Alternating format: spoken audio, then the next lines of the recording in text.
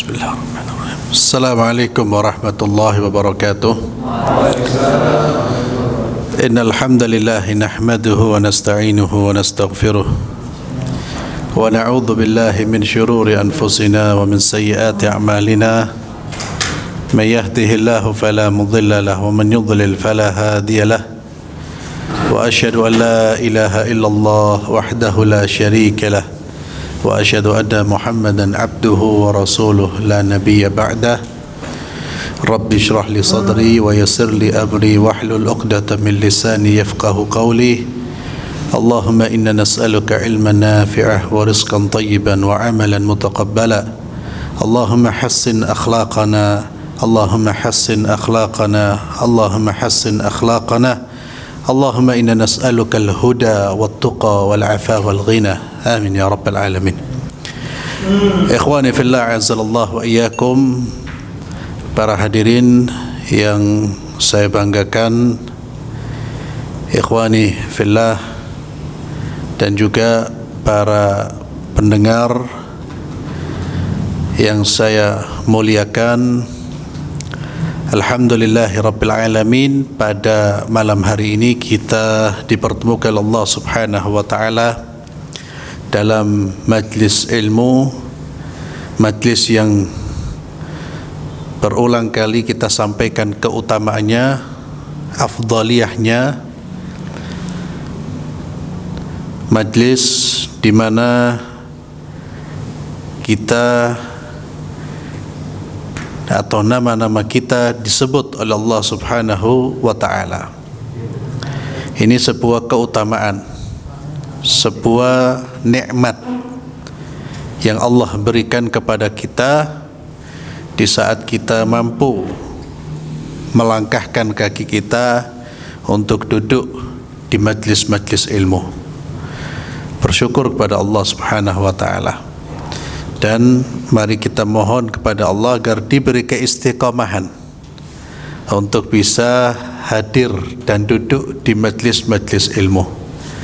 Karena majlis ilmu ini adalah majlis yang paling susah orang untuk istiqomah. Berbeda dengan majlis futsal.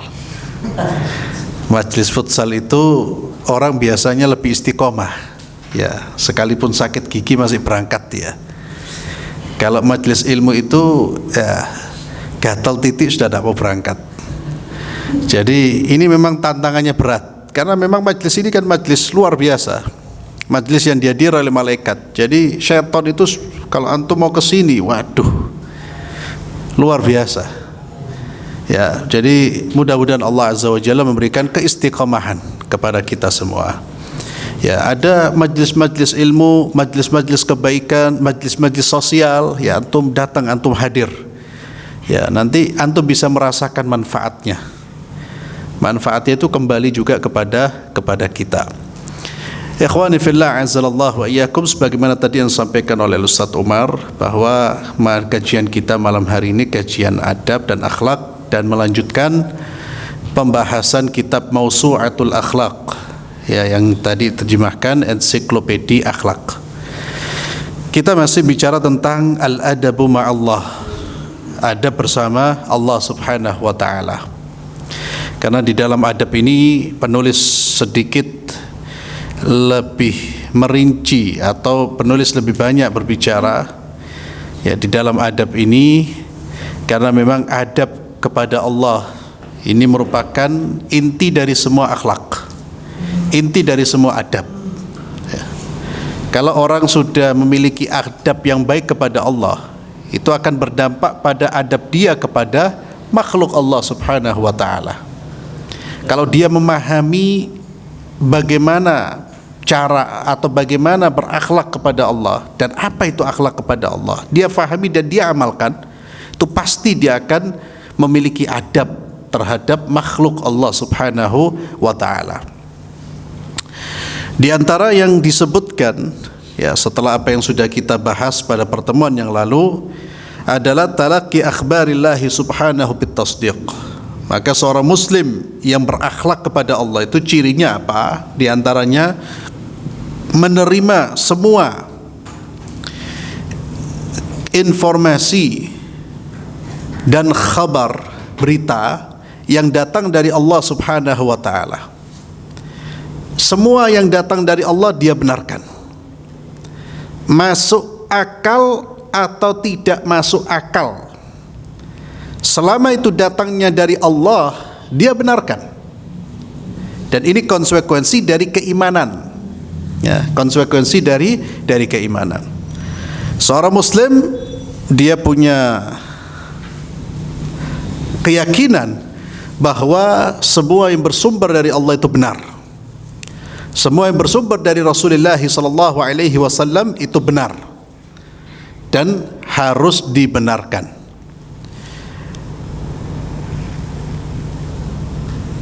Ada orang-orang di zaman kita saat ini yang dalam bab ini itu sudah menunjukkan sikap yang tidak berakhlak kepada Allah dan Rasulnya.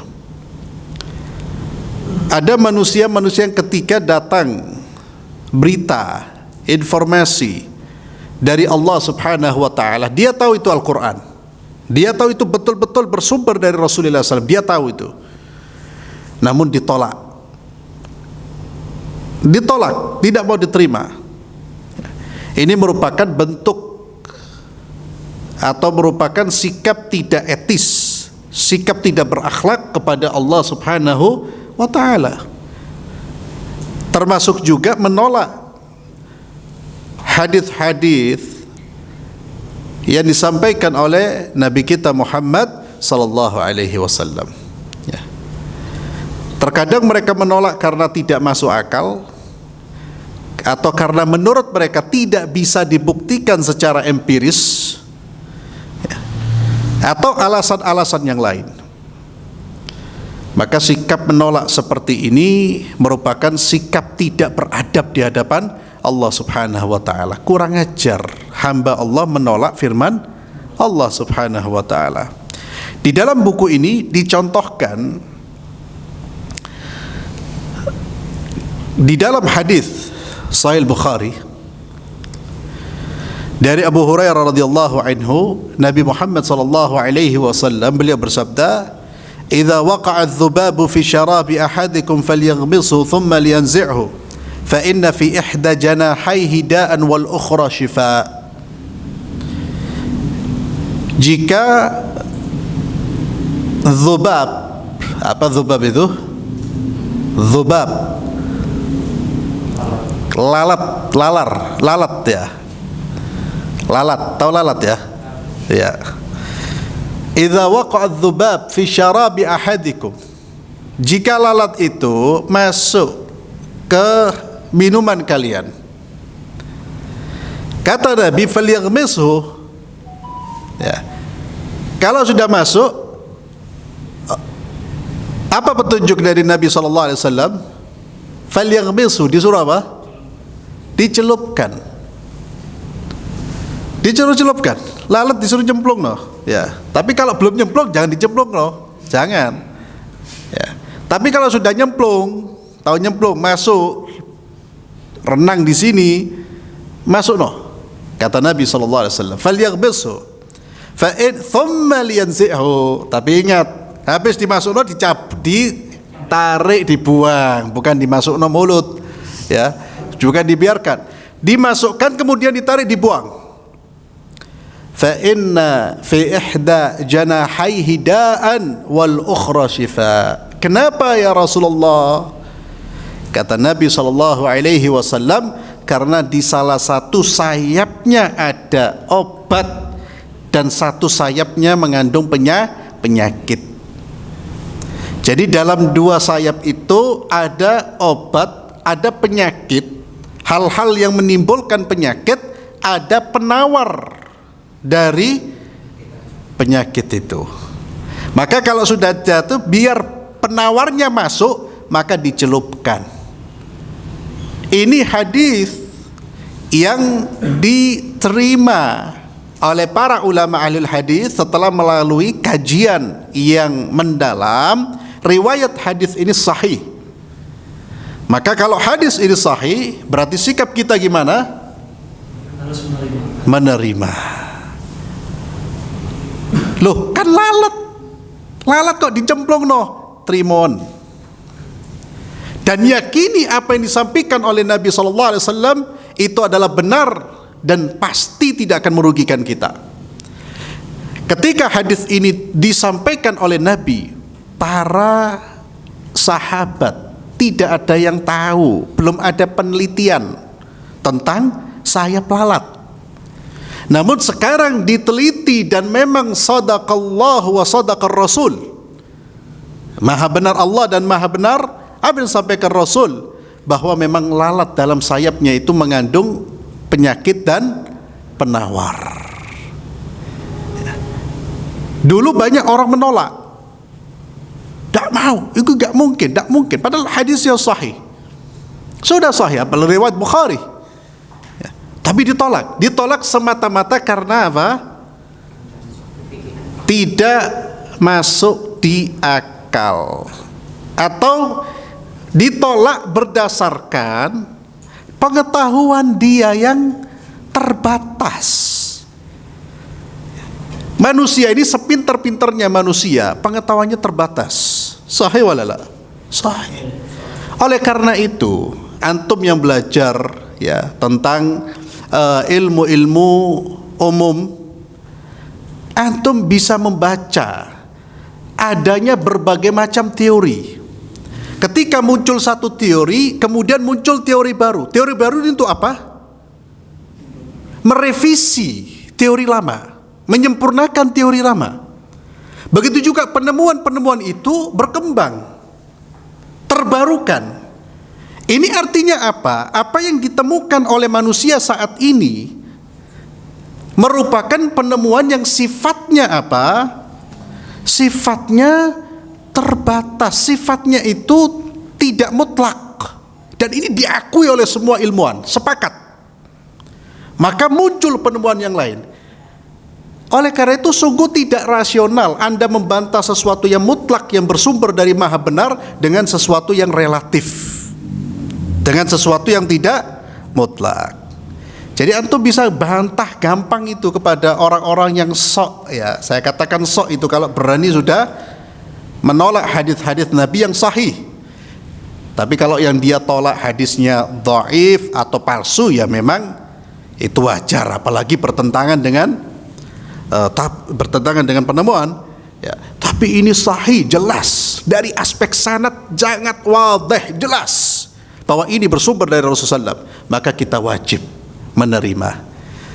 Tidak bisa dibantah dengan apapun ya, kecuali ada hadis-hadis yang lain, riwayat-riwayat yang lain. Maka seorang muslim di antara akhlaknya kepada Allah Azza wa Jalla adalah membenarkan apa-apa yang datang dari Allah, membenarkan apa-apa yang datang dari Rasulnya Muhammad sallallahu alaihi wasallam.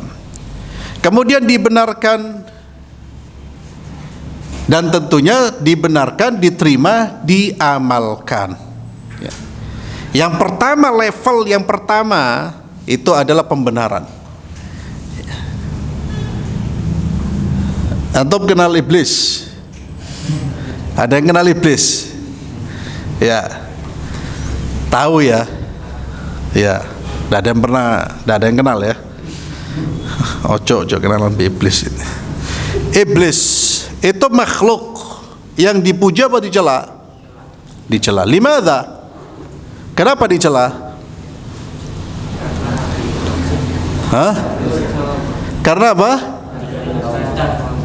Karena membantah. Karena tidak manut. Bukan hanya tidak nurut ya. Kalau tidak nurut tapi tidak bantah itu masih bisa dimaafkan itu. Artinya dosa ya. Umpamanya orang menerima perintah Allah, tapi dia belum bisa melaksanakan, itu dia berdosa. Tapi dosanya orang ini masih bisa dimaafkan. Tapi yang paling fatal itu adalah seperti iblis. Apa yang dilakukan oleh iblis? Bukan tidak manut saja, tapi yang dia lakukan apa? Menolak, membantah. Iblis disuruh sujud kepada Adam, kepada Nabi Adam. Iblis dengan logikanya iblis, ya ini orang sok tahu, makhluk sok tahu ya seperti ini. Ya.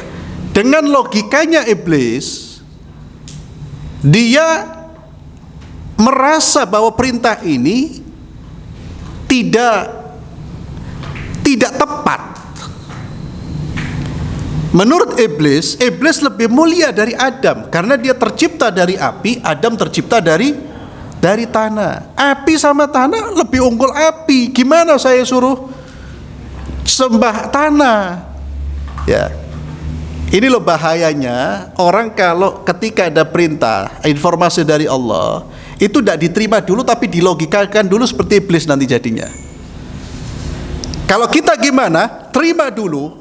Kalau itu memang betul-betul dari Allah dan Rasul diterima, baru kita berpikir implementasinya seperti apa, kandungannya apa. Jadi nalar, akal itu wajib dipakai, tapi bukan untuk menyeleksi apakah perintah Allah itu diterima atau ditolak. Faham tum?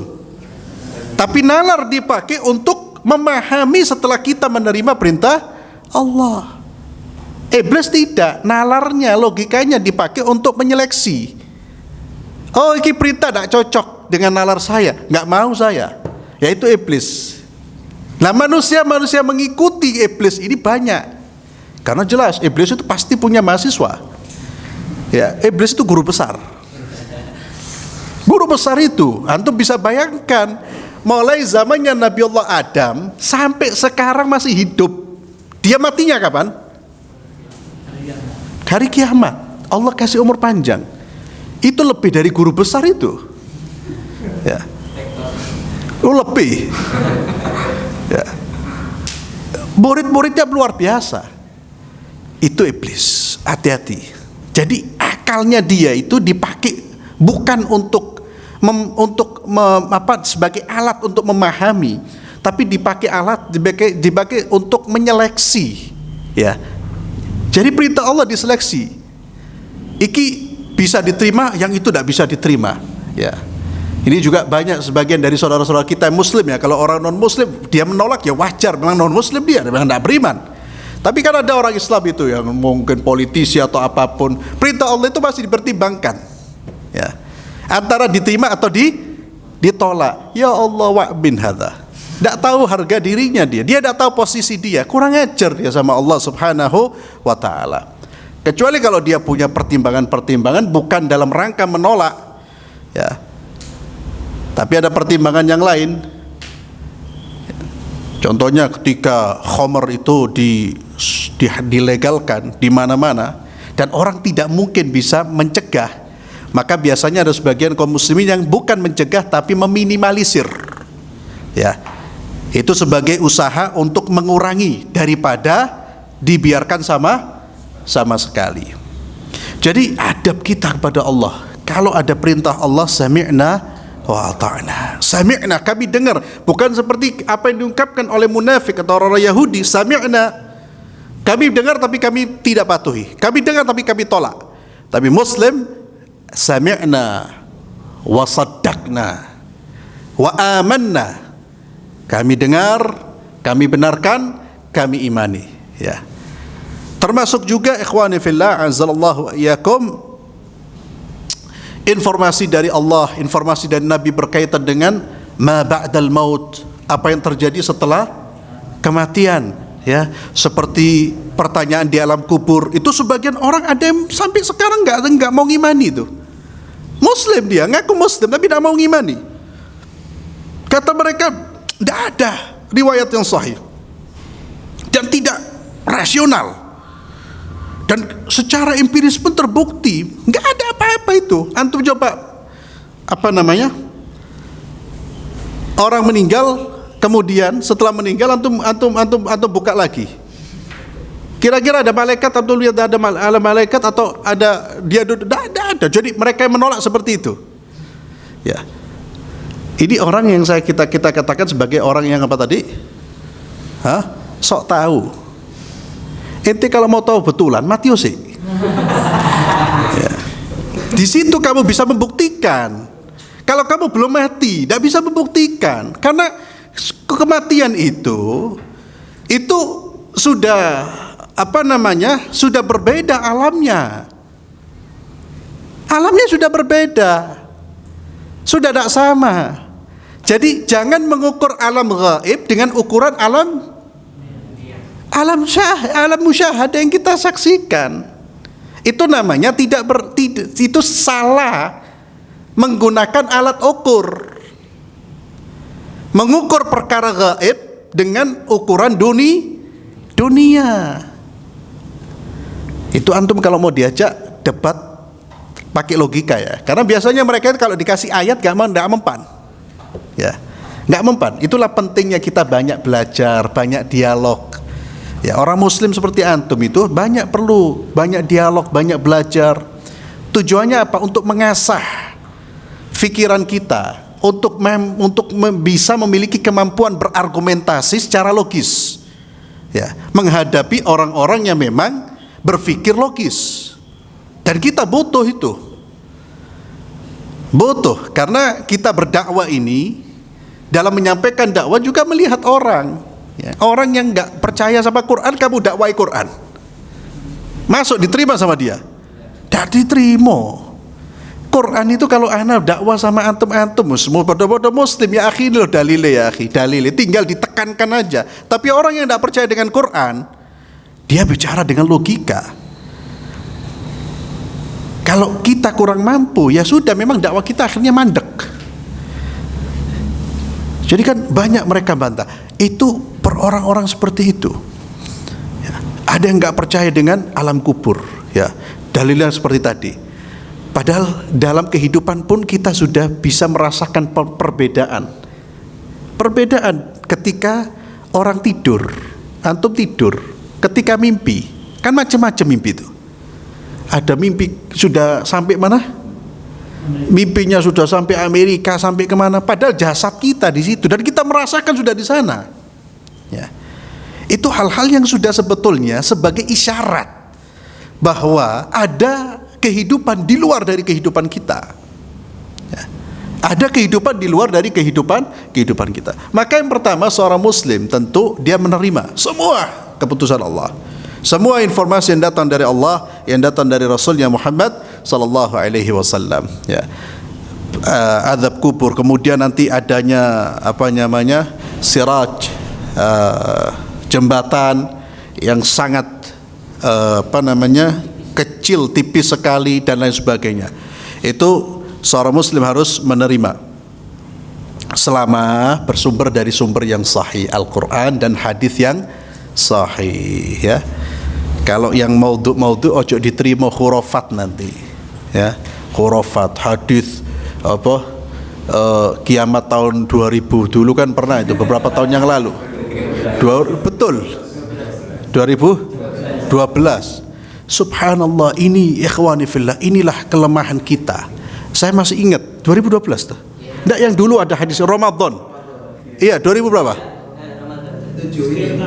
Enggak, maksudnya hadis, ada riwayat panjang itu. Malam berapa Jumat? Iya, pokoknya Ramadan jatuhnya 2000 berapa gitu loh. Malam 27 hari Jumat. Naam, ya akhi. Ketika riwayat itu muncul, yang saya sayangkan itu bukan munculnya riwayat. Riwayat kayak gini tuh sudah dari dulu sudah. Hadis maudhu itu banyak sekali. Ya. Tapi yang saya sayangkan dan membuat saya sedih, ada di antara kita yang masih bertanya, Ustadz, iki bener tah? Loh, itu kalau alumni alir saya tak sentuh ya mbak itu. Belajar akidah bertahun-tahun saya takut. Ini ada hadis ya akhi, jangankan kita Nabi Muhammad SAW itu tidak tahu kapan persisnya terjadinya hari kiamat, tidak tahu. Nabi SAW ketika ditanya oleh malaikat Jibril, ya Rasulullah, fa akhbirni anis sa'ah, kabarkan kepadaku tentang hari kiamat. Nabi SAW mengatakan, mal mas'ulu anha bi'alami minas sa'il, yang ditanya tidak lebih tahu dari yang bertanya. Loh, Nabi tidak ngerti, malaikat Jibril ngerti, fulan tahu. Loh, yang lebih parah yang benarkan fulan ini lebih parah lagi. Makanya ketika itu saya sedih. Kok banyak orang yang masih bertanya, Ustadz iki bener ta? Loh, keyakinan kita tidak ada yang tahu kapan terjadinya hari kiamat. Nabi hanya menginformasikan kiamat itu terjadi pada hari Jumat. Tapi apakah Jumat besok? Apakah Jumat versi Indonesia? Jumat versi siapa? Wallahu a'lam bissawab. Yang penting hari Jumat itu jatuhnya hari kiamat. Ya. Nabi hanya menyampaikan tentang asyratus sa'ah, tanda-tanda hari kiamat. Kemudian ikhwani fillah, di antara adab kita kepada Allah adalah menerima keputusan Allah dengan ridha dan sabar. Itu di antara adab kita kepada Allah, ridha dan sabar. Ya akhi, manusia hidup pasti akan mengalami takdir yang bagi dia tidak mengenakkan, memberatkan, menyedihkan, menyusahkan. Pasti itu. Tidak mungkin hidup kita ini berjalan mulus, berjalan dengan kebahagiaan yang tidak ada kesedihan. Tidak mungkin. Di mana tempat tidak ada kesedihan, tidak ada ketakutan, tidak ada sakit, tidak ada kekhawatiran, tidak ada suasana yang mendatangkan stres dan panik. Di mana? Hanya di surga. Makanya surga itu Allah sebut di dalam surat Al-An'am, di antara namanya apa? Darussalam. Kalau di dunia ini disebut oleh Allah sebagai apa?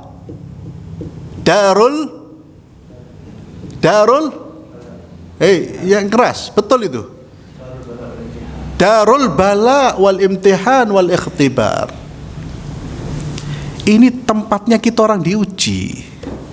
Jadi antum jangan kemudian mengkhayalkan dunia ini isinya bunga mawar dan melati semuanya. Jalan ini jalan yang mulus semuanya. Setakwa-takwanya antum pasti akan mendapatkan ujian.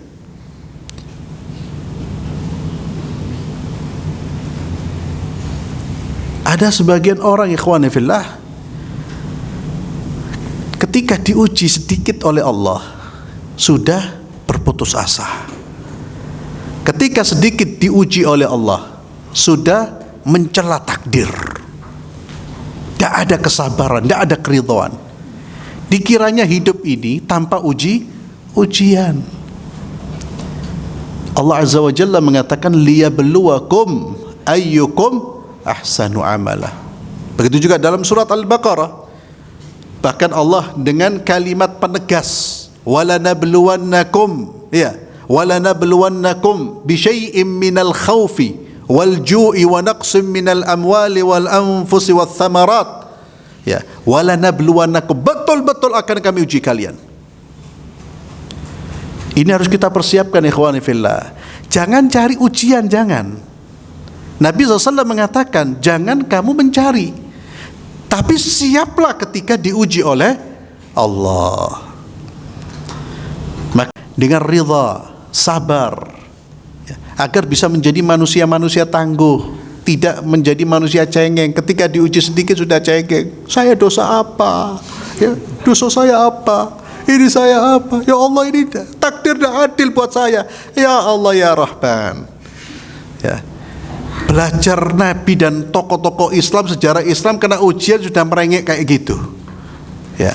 Padahal ujian Allah Azza wa Jalla itu Allah berikan sesuai dengan kadar keimanan kita. Tidak pernah Allah menakdirkan sesuatu melebihi batas keimanan kita, melebihi batas kemampuan kita. La yukallifullahu nafsan illa wus'aha. Maka akhlak kita kepada Allah itu di saat kita diuji sabar, ridha. Sabar itu apa artinya? Ya ada lalarnya Pak. Bismillah. Sabar itu artinya apa? Hah? Menahan. Menahan itu banyak ya, akhi. Antum menahan buang air kecil, menahan apa? Menahan apa?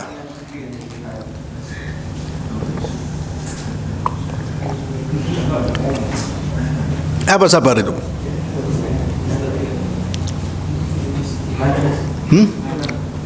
Ayo. Sabar. Antum kan sering ngomong sabaro, sabaro. Ya sabar itu apa? Apa?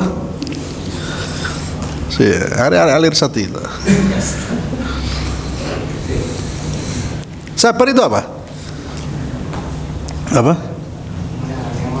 Menahan emosi. Sabar itu memang makna dasarnya menahan diri. Menahan diri agar diri ini, jiwa ini tetap berada di jalannya Allah. Itu sabar. Antum dapat musibah, ya, walaupun kita jangan cari musibah, jangan berdoa untuk dapat musibah, ya. Mungkin ada yang nekat, karena memang musibah itu kan fadilahnya besar, ya, fadilahnya besar, menggugurkan dosa, mengangkat derajat, dan Allah jamin dengan surga kalau sabar. Lalu ada orang nekat tadi, lu fadilahnya gede, ya Allah kayak aku musibah, ya. Ya. Ini kata Nabi tidak boleh, ya, termasuk bertemu dengan musuh. Kata Nabi tidak boleh meminta bertemu dengan musuh. Nabi SAW mengatakan la tatamannu liqa'al adu, jangan kamu berharap bertemu dengan musuh, ya. Jadi tidak usah sok-sokan ya akhi, kini tentara Amerika mlebu Indonesia tak perangi tak jihati, ya akhi, ya, sholat subuh nang masjidnya susah kok melawan Amerika ente, ya. Wala Amerika wala Yahudi bisa kita kalahkan kalau kita kualitas iman kita seperti ini. Tapi berharap ketemu, berharap ada perang itu tidak boleh. Tapi kalau ada perang, ada jihad, wajib kita ikuti, kita lawan. Ada musuhnya kita lawan. Tidak ada musuh jangan cari musuh. Itu prinsip Nabi. Kembali kepada sabar. Sabar itu apa? Menahan diri. Menahan diri artinya menahan diri dari hal-hal yang tidak baik. Sabar itu bukan sikap pasif, bukan sikap diem. Faham maksud saya?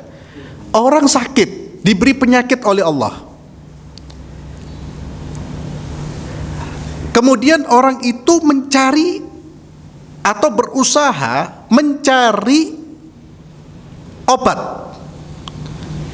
Dia usaha ke sana, dia usaha ke situ. Orang ini disebut sabar apa enggak? Hah? Sabar.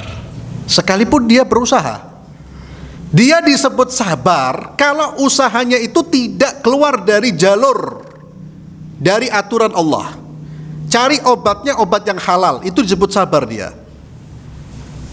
Ada bisikan, ya akhi, ono tabib, ya, ya bisa menyembuhkan penyakitmu. Disebul tok langsung kabeh sembuh umpamanya, ya. Ada dukun yang bisa ini, kamu dilerek tok hilang penyakitmu umpamanya, ya. Kita tahu cara-caranya tidak benar, minta korban ini, minta korban itu, minta ayam hitam, minta kambing putih umpamanya seperti itu. Kita tahu tidak benar. Orang yang sabar tidak akan nurut. Sekalipun dia melihat ini memang betul-betul sembuh, tapi dia tetap menahan dirinya untuk tidak melanggar aturan Allah dalam pengobatan. Dia mencari pengobatan yang halal. Itu sabar. Jadi sabar itu ada apa? Ada usaha. Sabar itu bukan diam ya. Sabar itu bukan diam. Antum diinjak-injak sama orang, sabar itu meneng ya. Tidak. Kita lawan dia, kita berusaha untuk menghilangkan sifat zalimnya, tapi dengan cara-cara yang benar. Itu namanya sabar. Menerima keputusan Allah pun demikian. Yang tidak enak, yang menyulitkan hidup kita, umpamanya kita diuji oleh Allah, diambil harta kita, sabar. Sabarnya gimana? Kita menerima ini keputusan Allah, dan di balik keputusan Allah pasti ada hikmah. Pasti ada hikmah. Sabarnya gimana? Kita tidak akan mencari alternatif atau keluar dari masalah ini dengan cara-cara yang diharamkan oleh Allah Subhanahu. Maka seorang muslim adabnya di hadapan Allah Azza wa Jalla adalah menerima keputusan Allah. Ya, keputusan Allah itu tidak selalu enak menurut kita ya. Kalau menurut Allah semuanya baik. Tapi dalam pandangan kita yang kita rasakan, terkadang keputusan Allah itu membuat kita apa? Sedih. Contohnya apa? Ya diambil orang-orang yang kita cintai, ya. Atau diambil HP antum. Sedih apa enggak? Sedih ya akhi. HP ini Masya Allah 24 jam, ya, 24 jam di teling, di mana? Di tangan kita. Ini kalau hilang, wallah, bisa munyer. Orang punya perasaan sedih, punya perasaan berat, dia tetap sabar, ya. Dan orang yang bisa sabar itu ketika dia tahu bahwa semua keputusan Allah itu pasti ada hikmah. Yang kedua, semua keputusan Allah, takdirnya Allah yang berupa masalah, berupa ujian, itu pasti ada jalan keluar. Ya, pasti ada jalan keluar. Fa inna ma'al usri yusra. Jadi tidak ada satu masalah yang tidak ada jalan keluarnya, tidak ada. Antum kena masalah apapun, seberat apapun, langsung minta kepada Allah, langsung mohon kepada Allah, dekatkan diri kepada Allah. Jangan merengek kepada makhluk, lupa dengan Allah. Ono masalah curhat, koncone sak kelas dicurhati, dan dia tidak pernah curhat kepada Allah. Selesai masalahnya? Tak selesai, justru nambah masalah. Masalah buat siapa? Buat sohibe. Sohibe wes kena masalah, ya. Sohibnya ini sudah di rumah punya masalah, orang tuanya punya masalah. Subhanallah, datang sohib, anak dua masalah gini. Ya Allah ya akhi, menungso. Tapi kalau antum curhat kepada Allah, selesai. Karena Allah yang memang yang menguji kita adalah Allah Azza wa Jalla. Kemudian ikhwani fillah, di sini disebutkan di antara adab kita kepada Allah adalah banyak-banyak berdoa. Itu wujud adab kita kepada Allah. Ada problem, kita mohon kepada Allah. Ini menunjukkan bahwa doa itu menunjukkan bahwa memang kita mengakui kelemahan diri dan mengakui kemahakuasaan Allah.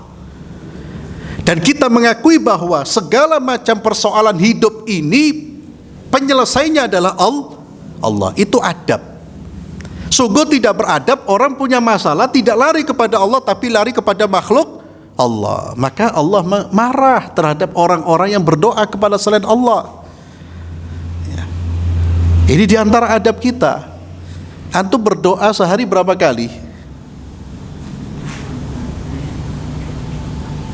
Berapa kali? Ya, mikir ini karena seringnya berdoa atau tidak tahu berdoa? Ada dua kemungkinan. Ya, kalau diam itu mikir gini, itu karena seringnya berdoa tapi dia tidak tahu berapa kali sehari, atau jangan-jangan tidak tahu doa. Kapan aku dungo ya? Sebulan yang lalu apa 20? Ya akhi. Dan memang seperti itulah kita ini. Kalau dalam kondisi senang, kondisi bahagia, ya Allah, jarang kita mohon pada Allah. Tapi kalau sudah waya uas, ya Allah, ya. Bukan hanya anaknya tok, kadang orang tuanya. Ada masalah, ya Allah, tidak ada masalah, ya khair, ya. Ya khair sudah. Selesai. Ya akhi, adab kita kepada Allah. Maka antum kalau ingin dikabulkan doa di masa sulit, perbanyaklah doa di masa senang. Kalau ingin dikabulkan doa kita di masa sulit, perbanyaklah doa di masa senang. Nabi kita Muhammad sallallahu alaihi wasallam beliau bersabda, ta'arraf ila Allah fi ar-rakha ya'rifka fi syiddah, atau kama qala sallallahu alaihi wasallam. Kenalilah Allah di saat kamu senang, niscaya Allah akan mengenalimu di saat kamu susah. Ojo susah tok kita dekat kepada Allah. Bahkan yang lebih parah, susah pun tidak dekat sama Allah. Oh, ini berat ini. Ya, kan ada manusia seperti itu. Ada manusia yang dekat dengan Allah ketika susah, ya masih mending. Tapi ada manusia yang susah pun tidak dekat sama Allah, tambah menjauh kepada Allah. Na'udzubillah. Ya. Jadi perbanyaklah doa ikhwani fillah. Banyak ayat-ayat Al-Quranul Karim yang disebutkan menyangkut tentang perintah dan keutamaan dari doa. Dan doa ini ikhwani fillah azzalallahu wa iyyakum, ibadah yang sangat luar biasa, yang sangat agung. Ya. Bahkan di dalam hadis Nabi sallallahu mengatakan tidak ada sesuatu yang lebih mulia di sisi Allah daripada berdoa. Dan ibadah ini sangat dicintai oleh Allah. Ibadah doa ini. Kenapa ibadah doa itu begitu besar? Bahkan di dalam riwayat ada yang disebutkan dalam hadis, dan sebagian ulama mengatakan hadis dhaif, tapi maknanya betul. Ad-du'a'u mukhul ibadah. Di dalam hadis yang sahih, ad-du'a'u huwal ibadah. Mukhul itu otaknya ibadah, itu doa. Di dalam hadis yang lain mengatakan doa itu yaitu ibadah.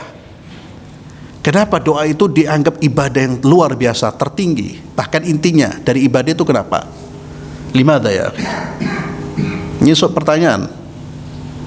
Pertanyaan dijawab, jangan dipikir toh. Kenapa? Ada yang bisa jawab. Kenapa doa itu begitu tinggi di sisi Allah, begitu mulia? Allah mengatakan, dan Allah mencintai hamba-hambanya yang banyak berdoa. Kita ini semakin banyak berdoa, semakin dicintai oleh Allah. Kenapa doa itu begitu tinggi? Tadi sempat ana singgung, ya. Esensi dari doa itu, dan ini yang membuat doa itu begitu tinggi di sisi Allah, begitu dicintai. Kenapa? Karena dengan doa iya, kita percaya kepada Allah bahwa kita akan diampuni. Karena dengan berdoa kita percaya kepada Allah, itu akidah, kepercayaannya, keyakinan kepada Allah. Ya, itu satu. Apa lagi? Kenapa doa itu begitu dicintai, begitu tinggi derajat sisi Allah, bahkan intinya ibadah? Kenapa? Ayo, limadha? Ya, ini latihan mikir. Latihan mikir. Orang kalau mikir, insya Allah matanya yang tadinya mau nutup bisa naik lagi. Kenapa? Ya. Limadha? Ya, Ustaz Fatih. Karena Allah Ta'ala akan menolak doa seorang hamba. Karena Allah Ta'ala tidak akan menolak doa seorang hamba. Naam. Yang ketiga, Karena doa adalah cara kita berinteraksi dengan Allah. karena doa adalah cara kita berinteraksi dengan Allah. Naam. Yang keempat, semuanya benar. Kenapa disebut intinya ibadah?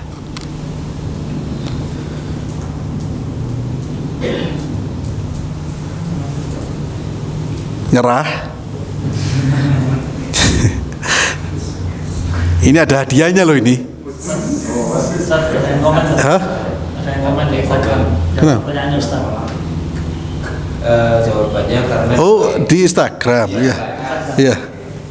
karena doa itu menandakan bahwa kita butuh Allah dan berharap kepada Allah. Nah, iya.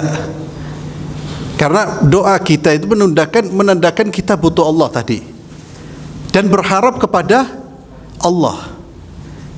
Kalau ada yang mau jawab, ditambahkan bentuk penghambaan. Kenapa dikatakan bentuk penghambaan? Hah? Terus. Ya. Ya, sekolah ujian skripsi lah. Kenapa? Cuma Allah yang berhak kita doa. Cuma Allah yang berhak kita doa. Ya. Bentuk penghambaan kepada Allah. Di dalam doa ya ikhwani fillah, ada roja, tadi disebutkan, ada harapan. Di dalam doa ada rasa takut. Di dalam doa ada rasa kerdilnya jiwa kita dan besarnya Allah. Di dalam doa ada ketergantungan kepada Allah. Betul apa enggak? Di dalam doa ada rasa fakir kita di hadapan Allah. Semua itu inti dari ibadah. Ibadah itu intinya adalah penghambaan. Ya. Ibadah itu artinya penghambaan diri kepada Allah. Penghambaan itu apa? Ketundukan, kepatuhan. Perasaan fakir, perasaan tidak berdaya, perasaan tidak memiliki. Itu inti dari ibadah. Semuanya terkumpul dalam doa. Orang kalau sudah begini, dia sudah memposisikan dirinya betul-betul hina, rendah, tak punya apa. Dia posisikan Allah adalah segala-galanya. Jadi luar biasa ibadah doa itu. Maka perbanyaklah doa. Namun di sini Syekh menyebutkan ada syarat yang harus dipenuhi agar doa kita diterima oleh Allah. Dan doa itu pasti diterima ya akhi. Doa itu pasti diterima, kecuali orang yang tidak diterima dikarenakan sebab-sebab yang dia sendiri yang melakukannya, yang menyebabkan doanya tertolak. Apa sebab-sebab tertolaknya doa? Makan makanan yang haram. Ya, makan makanan yang haram. Ini paling fatal. Begitu juga kita berdoa untuk kemaksiatan, Allah tidak menerima. Oleh karena itu antum ya, kalau sudah berkeluarga, sudah mencari nafkah, maka prioritas utama dalam mencari nafkah itu apa? Al-halal wal barakah. Al-halal, halal ya, dan halal pasti barakah. Itu prioritas pertama. Jangan prioritas pertamanya nominal, jumlah. Ya, itu orang materialis, orang beragama tidak. Ini halal apa enggak? Nafkah ini adalah, kenapa? Karena itu dampaknya luar biasa ikhwani fillah. Orang kalau sudah mencari barang yang haram, memakan dari barang yang haram, doanya tidak terkabul, bahkan ibadahnya tidak terkabul. Kalau doa ibadah tidak terkabul, terus mau kemana kita? Mau jadi apa? Hidup mau bahagia kalau doa sudah ditolak oleh Allah, ibadah ditolak oleh Allah. Maka hati-hati dengan apa yang kita konsumsi, hati-hati dengan penghasilan kita. Antum sebagai tajir, pebisnis yang jujur, yang sidik, ya jujur, itu kunci utama. Jangan pakai kizib-kiziban. Apa kizib-kiziban? Dusta. Apalagi dibumbui apa? Wallah. Wow, itu berat. Ya, wis dusta dibumbui wallah. Itu namanya tidak berakhlak kepada Allah. Karena di antara akhlak kita kepada Allah adalah ta'zimu ismihi, mengagungkan nama Allah. Di antara bentuk kita mengagungkan nama Allah itu tidak banyak bersumpah, walaupun benar. Jadi yang masih gampang wallahi dikurangi. Ya, Allah itu Maha Agung ya akhi. Jangan dibuat mainan. Jangan dibawa-bawa dalam hal-hal urusan, semua urusan duniawi kita yang kecil-kecil kita bawa nama Allah. Ya, Allahul Azim. Allah itu Maha Agung. Itu diantara adab kita kepada Allah Subhanahu Wa Taala. Maka dijaga itu makanan. Ada orang di zaman Nabi, dia berdoa kepada Allah, dia angkat tangannya. Ya, dia angkat tangannya. Dia dalam kondisi safar, dan doanya orang safar itu mustajab. Doanya orang safar itu mustajab. Ya, antum kalau berpergian banyak-banyak berdoa. Kan banyak keinginan kita yang belum terpenuhi. Kita mohon pada Allah Subhanahu Wa Taala. Ya, Musa itu sudah suat, bos. Belum ya? Ya, minta bos. Ya, waktu safar minta, ya Allah, fulan. Ya. Hah? Oh, dapat.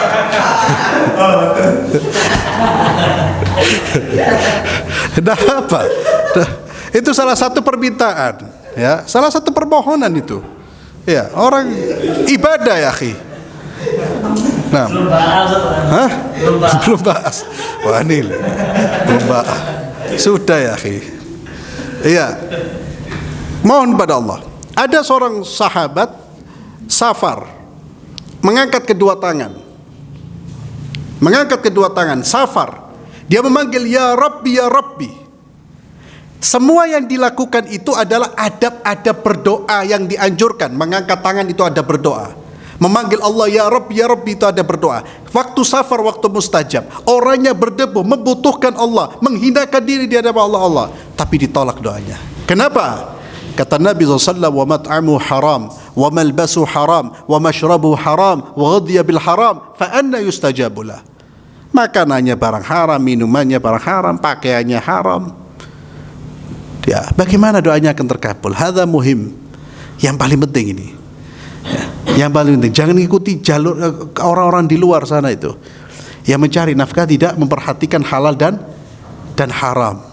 Ya, karena itu berurusan dengan ibadah kita dan berurusan dengan doa kita. Kalau orang sudah berdoa, tidak makan dan minum barang haram, pakaiannya tidak dari barang haram, ya, dan doanya tidak doa maksiat, Allah pasti kabulkan. Namun cara Allah mengabulkan doa kita itu dengan 3 cara. Yang pertama apa? Langsung dikabulkan. Ya, langsung dikabulkan. Yang kedua, ditunda. Ya, di akhirat. Dikabulkan sesuai dengan permintaan kita, itu bisa diberi dalam waktu cepat atau diberi pada waktu yang memang Allah tentukan. Intinya semua sesuai dengan kehendak Allah, dan itu yang terbaik.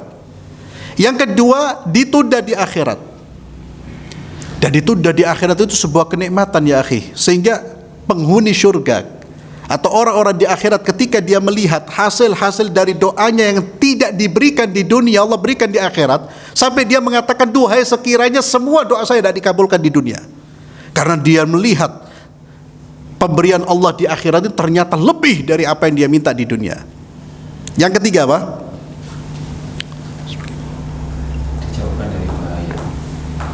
Dijauhkan dari bahaya. Diganti dengan yang lebih baik.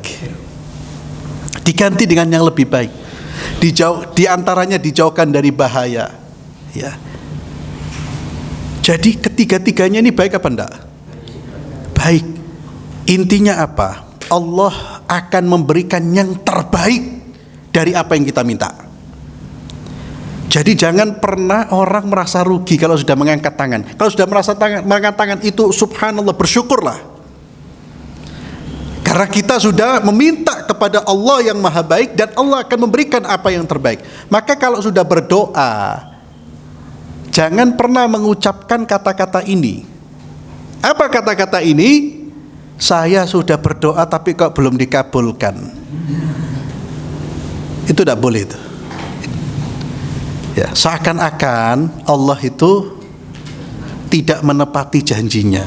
Seakan-akan Allah itu tidak mempedulikan kita. Ya. Suudzon, jangan pernah. Kok belum terlihat, berarti Allah punya rencana yang lain. Maka serahkan semuanya kepada Allah. Karena Allah yang lebih tahu, kita tidak lebih tahu. Jangan sok tahu, jangan ngatur Allah. Ya Allah seharusnya gini, ya Allah seharusnya gini. Lah ya akhi, kita tidak tahu apa-apa. Kalau kita sudah mohon kepada ya Allah, aku mohon ini ya Allah, kabulkan. Setelah kita ngomong kabulkan itu serahkan kepada Allah. Kabulkan dengan caramu ya Allah. Apakah mau diberi sesuai dengan permintaan saya atau diganti? Allah yang lebih tahu. Wallahu ya'lamu wa antum la ta'lamun. Ya. Jadi jangan sok tahu, kenapa ya Allah doa saya tidak dikabulkan ya Allah, ini kebutuhan saya ya Allah. Ya wa'amin. Ya. Kamu ini kok ngatur-ngatur siapa? Allah subhanahu wa ta'ala. Jangan mengatur Allah subhanahu wa ta'ala. Wallahu a'lam bissawab. Ya, saya kira cukup, insyaallah bermanfaat apa yang kita sampaikan pada malam hari ini. Ya, jadi kalau saya simpulkan ikhwani fillah, ini sebetulnya pembahasan kalau merujuk pada buku ini satu pembahasan panjang. Jadi saya ringkas ya. Saya ringkas karena waktu kita juga terbatas, pertemuan ini juga 1 bulan sekali. Jadi tadi kalau bisa disimpulkan apa tadi? Yang kita pelajari pada malam hari ini apa? Akhlak kita kepada Allah di antara bentuknya apa tadi?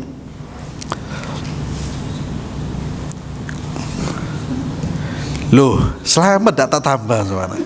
Tak tambah. Tumpah-tumpah. Ini sampai tumpah-tumpah apa? Ya Pak, tadi. Hah?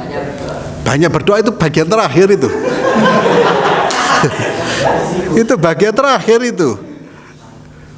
Memang dalam penelitian itu metode ceramah seperti ini itu memang tidak boleh terlalu lama. Karena manusia itu biasanya, yang pendengar biasanya hanya menangkap 15 menit pertama dan 15 menit terakhir. Ya. 15 menit. Maka ya Nabi SAW itu kalau berkhutbah itu tidak terlalu panjang. Ya, tapi kadang-kadang ada panjangnya ada. Tapi lebih sering tidak panjang. Nah, apa? Selain itu yang terakhir itu, nyantolnya terakhir. Tapi alhamdulillah. Kepercayaan Al-Quran sama hadis. Logika. Mendahulukan Al-Quran dan hadis. Artinya menerima keputusan Allah Subhanahu wa taala. Semua informasi dari Allah kita terima. Kemudian kita terima, setelah itu kita amalkan. Kemudian yang satunya lagi sabar. Naam, sabar dan apa? Sabar dan titik-titik dalam menerima keputusan Allah. Ayo titik-titiknya apa? Sabar dan ridha. Ya, sabar dan ridha. Itu diantara adab kita pada Allah. Baru kemudian memperbanyak doa dikala senang, ya, apalagi dikala susah. Wallahu alam bisawab. Untuk selanjutnya saya serahkan ke Ustaz Umar. Ada pertanyaan? Tafadhal. Iya.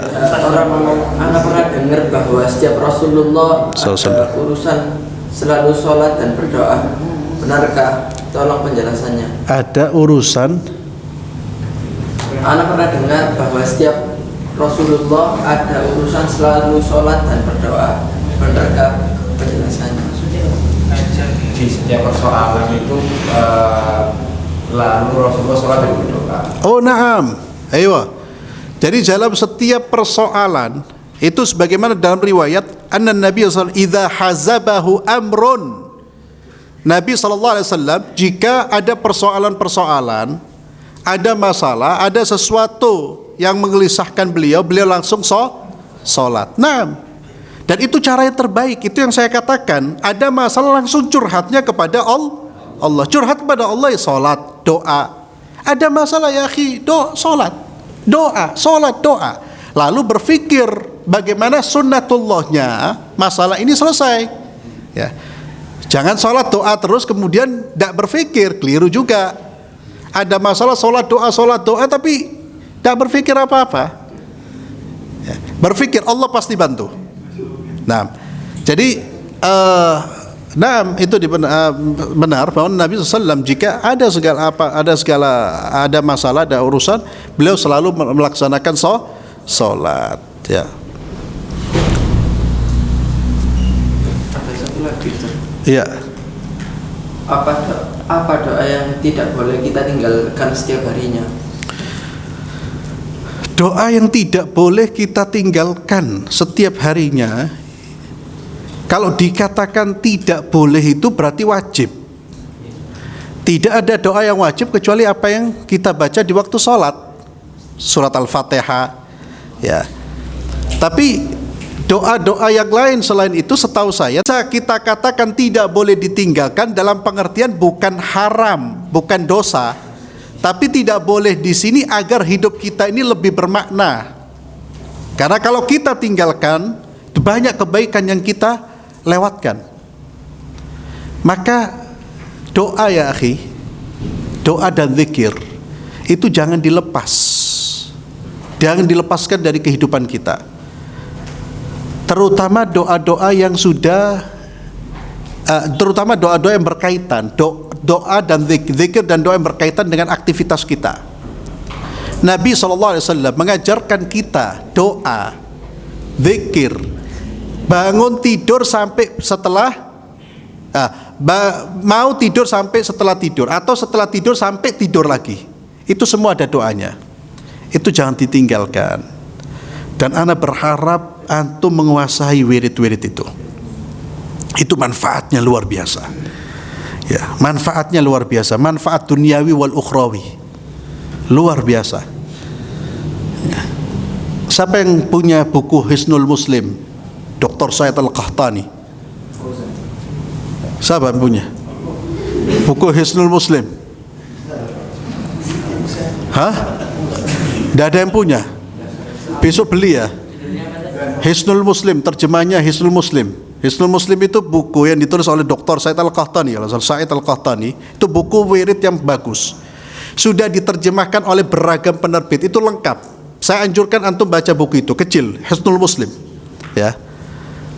Antum kalau belum punya, lalu HP antum seperti ini bagusnya, itu gak seimbang itu. Itu buku. Jangan minjem, saya tidak mau minjem. Ustadz minjem, enggak. Soalnya rohis, murah, lebih mahal pulsa antum. Lebih mahal pulsa antum itu. Iya, kecil bukunya. Paling harganya tidak sampai 10.000. Paling kalau lebih dari 10.000 tidak sampai 20.000. Ya. Lebih mahal kebab. Ya, yang antum makan semalam itu. Ini buku luar biasa. Ya, karena kita sudah bicara masalah doa dan zikir. Antum harus punya ya akhi. Itu buku saku, antum taruh saku. Tapi jangan ditaruh seperti HP lah. HP itu kan setiap saat antum keluarkan itu. Ya seperti itu buku zikir dan doa. Quran itu harusnya seperti itu. Sedikit-sedikit dilihat. Apa doa apa yang belum saya hafal. Ya. Antum kalau bisa terapkan itu, Allahu Akbar. Sudah banyak fadilah yang kita dapatkan. Termasuk kalau tadi pertanyaan tidak boleh, bukan tidak boleh dalam pengertian wajib ya. Tapi hendaknya dibaca terus. Ya, setelah sholat, selain sholat, itu adalah doa Allahumma ya muqallibal qulub tsabbit qalbi ala dinik. Ya, di zaman sekarang ini doa itu sangat penting. Ya, doa itu sangat penting. Kemudian saya alhamdulillah diingatkan, termasuk doa yang tidak boleh dalam artian sangat ditekankan. Sangat ditekankan. Doa kepada siapa? Kepada orang tua. Ya, kepada orang tua. Birrul walidain. Salah satu bentuknya adalah doa. Terutama orang tua kita yang sudah meninggal. Antum bisa dikatakan anak yang tidak berbakti. Kalau dungo eling kabeh wong tuane ndak eling. Padahal orang tua kita itu hidupnya 24 jam, yang difikirkan siapa? Ya kita orang. Wallahu alam bissawab. Iya. Iya. Tadi anak pribadi. Mungkin ini pertanyaan mewakili yang lain juga, Ustaz. Iya. Jadi ada soal yang pertama, Ustaz, terkait masalah sabar. Sabar ya.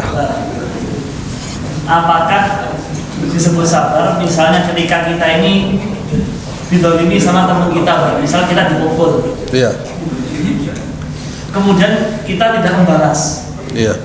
apakah itu disebut sabar ataukah kita membalas itu disebut sabar? Iya. Itu yang pertama, Ustaz. Yang kedua,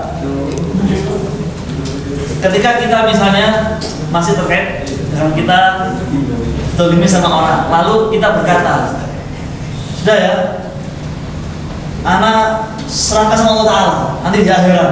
Iya. Nah itu bagaimana? Iya. Itu biasa. Iya. Ini soalnya masih kejadian di lapangan seperti itu. Iya. Sering. Nah apakah itu sudah disebut ikhlas, sabar, atau belum? Nah yang terakhir Ustaz, mengenai kalimat wallahi. Karena anak pernah mendengar Ustaz, ketika kalimat wallahi itu disebutkan oleh orang-orang yang sudah bahasa kita sudah lecek saja, seperti orang Arab. Misalnya, wallah kan gini, wallah, sedikit wallah itu tidak dihitung. Iya. Apakah itu istilahnya dalam pengaplikasiannya itu seperti apa? Apakah itu memang tidak dihitung sebagai orang yang mengatakan sumpah, meringankan sumpah atau bagaimana? Iya.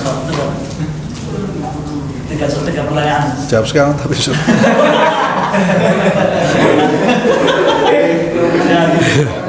Nah,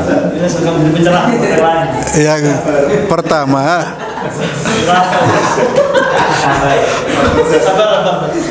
mengenai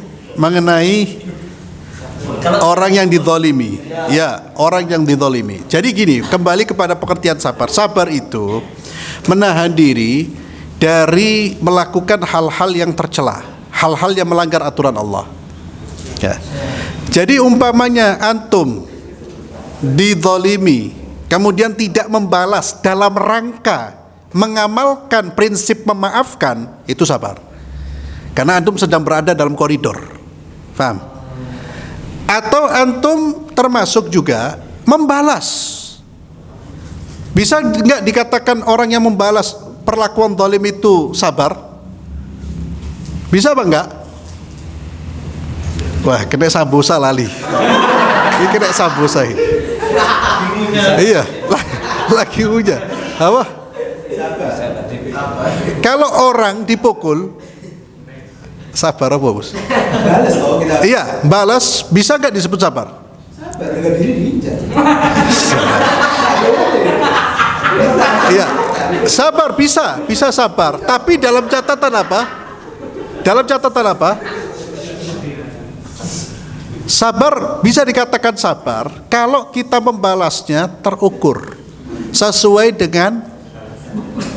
dengan perbuatan zalimnya. Ya.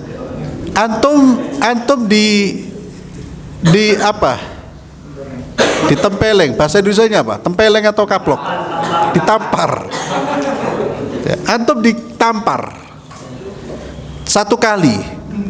Islam mengizinkan membalas, tapi hanya mengizinkan 1 kali dengan ukuran atau kualitas tamparan seperti dia. Tapi kalau dikaplok 1 kali, balas 2-3 kali, itu sudah tidak sabar. Ya. Jadi intinya sabar itu tetap berada di koridor. Dia tidak keluar, dia tahan dirinya untuk tetap berada di koridor yang telah digariskan oleh Allah Subhanahu wa taala. Itu adalah kesabaran. Ya. Jadi orang memaafkan sabar karena memang dia dalam keadaan.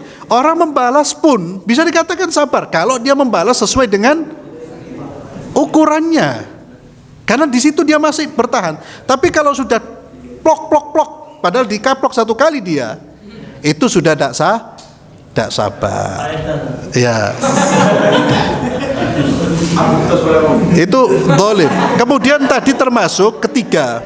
Saya langsung ketiga karena ada kaitannya tentang yang ketiga yang kaitannya dengan ini nanti di hari kiamat. Ya akhi, nanti di hari kiamat antum tidak usah ngomong di hari kiamat pasti akan dibalas oleh Allah. Ya. Antum tidak ngomong nanti kita ketemu di hari kiamat, itu pasti, karena di hari kiamat itu semua amal akan dibalas, termasuk kezaliman seorang hamba. Ya. Boleh enggak saya tidak memaafkan? Boleh, tapi lebih utama memaafkan. Ya. Jadi tidak perlu ngomong nanti ketemu di hari kiamat, karena memang sudah ketentuannya nanti seperti itu. Makanya di dalam surat Al-Fatihah itu ada di dalam surat Al-Fatihah itu kita membaca Maliki Yaumiddin. Maliki Yaumiddin. Apa itu artinya? Allah yang merajai hari pembalasan. Kita diingatkan di hari ada semua pembalasan amal perbuatan kita. Maka orang-orang di dunia belum terbalaskan kezaliman yang dia terima, itu jangan sedih karena ada hari pembalasan. Ya. Bolehkah kita biarkan Allah yang balas? Ya boleh, tidak ada masalah. Dan itu bukan yang tidak boleh, itu kemudian kita balas, ya kita balas dengan pembalasan yang melebihi kezaliman yang dia lakukan. Itu berarti tidak sabar. Tapi kalau kemudian kita tidak balas, kita ya sudah nanti di hari kiamat. Ya, walaupun tidak ngomong seperti itu pasti akan diurus semua oleh Allah Azza wa Jalla. Bahkan bukan hanya menungso, bukan hanya manusia, hewan pun itu, hewan yang kambing yang dulu menanduk, nanti yang ditanduk itu akan balas. Hewan saja akan diperlakukan secara adil, dikembalikan hak-haknya, apalagi manusia. Kemudian mengenai wallahi yang dimaafkan, itu dalam surah Al-Baqarah juga ada, la yu'akhidhukumullahu billaghwi fi aymanikum, ya. Itu billaghwi Itu dijelaskan oleh ahli tafsir, diantaranya adalah perkataan wallahi wallahi, karena kebiasaan. Itu dimaafkan dalam artian apa? Sumpah seperti itu tidak dianggap sebagai sumpah yang dikenai sanksi. Ya, artinya orang-orang seperti itu, ya, ketika dia melanggar sumpahnya, karena sumpah yang dia ucapkan itu bukan sumpah yang bersumber dari hatinya, dari keinginannya, tapi karena sudah kebiasaan. Tadi bahasanya Ustaz Umar tadi apa? Sudah lecek. Tahu lecek antum ya? Wis ndak ada anunya, ndak ada remnya. Ya. Itu artinya orang seperti ini disebut bil lagwi, lagwul yamin. Wallahi wallahi, itu kebiasaan orang Arab. Namun sekalipun tidak ada konsekuensi, sanksi, denda, tapi itu dikategorikan sebagai perkataan yang kurang beradab. Oleh karena itu wajib dikurangi. Ya. Jadi dimaafkan itu dalam konteks denda. Kan sumpah itu kalau dilanggar ada kafarah, ada dendanya. Dalam konteks ini dia dimaafkan karena dia tidak bersumber dari hatinya. Tapi bukan berarti ini dibiarkan, diperbolehkan. Ini tetap harus diperbaiki. Ya, sebagaimana sebagian ulama menafsirkan firman Allah, wahfadhu aimanakum, jagalah sumpah-sumpah kalian itu, yaitu diantara tafsirnya adalah jangan banyak bersumpah sekalipun kau benar. Kan Allah memerintahkan kita untuk menjaga sumpah-sumpah kita. Itu diantara maknanya, jangan kamu banyak bersumpah sekalipun benar, ya. Itu yang tadi wallah. Jadi kalau orang sudah kena penyakit wallah, suka ngomong wallah, saya sebut itu penyakit, itu berusaha untuk diobati, dikurangi, jangan dibiarkan. Wallahu alam bisawab. Intinya secara kafarat dia tidak berkena. Iya, itu termasuk lagwul yamin. Tapi kalau dia dusta, dia tetap berdosa. Dosa. Lo kalau iya dustanya dosa. Tapi apakah sumpahnya itu dari aqadat aimanukum, yakni apa yang memang betul-betul bersumber dari hati apa tidak? Orang-orang seperti itu dulu itu karena seringnya ngomong. Jadi ngomong wallah itu sudah tidak ada niat untuk sumpah. Karena apa? Karena sudah terbiasa. Itu disebut laghul yamin. Itu tidak kena kafarah. Tidak kena kafarah, tapi harus diperbaiki. Wallahu a'lam bishawab. Saya kira cukup. Nah, saya akan kembalikan ke Ustaz Umar.